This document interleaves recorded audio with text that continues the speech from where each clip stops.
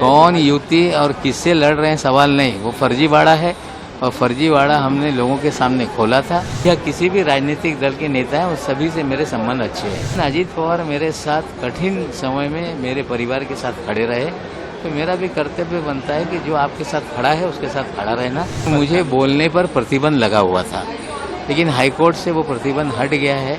मैं अपने मुकदमे को छोड़ के बाकी चीज़ों पे बोलने का मुझे अधिकार है। तो नौकरी बचाने के लिए चुनाव लड़ने की कोशिश कर रहे हैं, जेल तो उन्हें जाना ही है। हाईकोर्ट से टेम्पररी प्रोटेक्शन है। लोगों ने मुझे इसीलिए वहाँ बुलाया है कि गुंडागर्दी और ड्रग का खात्मा आप करेंगे, लोगों को विश्वास है। और मैं निश्चित रूप से ये दोनों मुद्दों पर लेकर चुनाव लड़ रहा हूँ। कल मैं नामांकन दाखिल करूँगा शिवाजी नगर विधानसभा क्षेत्र से, मानपुर से, और कल नामांकन दाखिल करने के बाद दोनों जगह चुनाव प्रचार की शुरुआत हम करेंगे और दोनों सीटों पे हम जीतेंगे। देखिए, वहाँ पे जिस तरह से फिल्मी राजनीति होती है, फिल्मों में जो राजनीति दिखाई जाती है, उसी तरह की राजनीति वहाँ पे है। लोगों को डराना, धमकाना, उगाही करना, कोई खिलाफ जाए झूठे मुकदमे में फंसा के जेल डाल देना। और सबसे बड़ी समस्या वहाँ ड्रग की है। ड्रग का हब बन गया है शिवाजी नगर मानपुर, और लोगों ने मुझे इसीलिए वहाँ बुलाया है कि गुंडागर्दी और ड्रग का खात्मा आप करेंगे, लोगों को विश्वास है। और मैं निश्चित रूप से ये दोनों मुद्दों पर लेकर चुनाव लड़ रहा हूँ।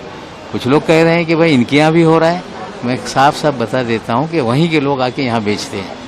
वहाँ पे जो लोग आके यहाँ बेचते थे, 9 लोग थे, 8 लोग तो जेल में है और एक व्यक्ति भाग गया है।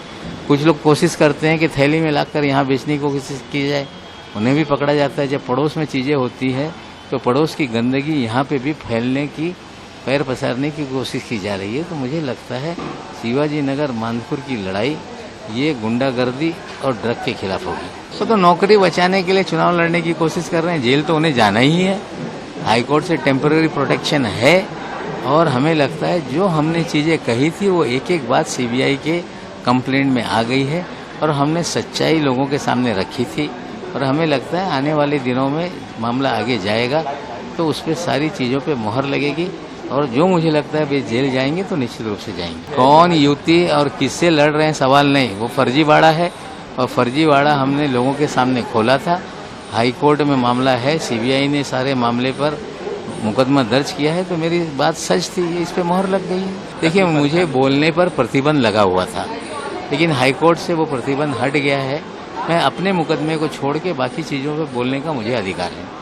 देखिए, ड्रग सबसे बड़ा मुद्दा है। हर घर में एक बच्चा वहाँ पे नशे का आदी हो गया है, तो बेचने वालों को जेल भेजना, और जो बच्चे बीमार हैं, ड्रग के आदी हो गए हैं, तो उनका रिहैब करना, ये एक प्राथमिकता रहेगी। सिर्फ यही एक मुद्दा नहीं है, गुंडागर्दी खत्म करना, मूलभूत सुविधाएं निर्माण करना, पढ़ने की अच्छी व्यवस्था निर्माण करना, कॉलेज कुछ बना सके तो बनाना है, अस्पतालों की व्यवस्था करना, और लोगों में एक जो डर का माहौल है उसको ख़त्म करना, ये सबसे बड़ा मुद्दा है। इन्हीं मुद्दों को लेकर हम चुनाव में जाएंगे। ठीक है, कोई भी हो, चुनाव तो चुनाव होता है। हर चुनाव को हम एक चुनौती के रूप में लेते हैं, लेकिन जब जनता ने मुझ में विश्वास जताया है, जब जनता ने मुझे बुलाया है, तो मुझे लगता है ये विश्वास मुझ पर लोगों ने जताया, हम जीतेंगे और पूरी ताकत से लड़के चुनाव को जीतेंगे। देखिए, पवार साहब भी के साथ मैंने काम किया है, या किसी भी राजनीतिक दल के नेता हैं, उस सभी से मेरे संबंध अच्छे हैं।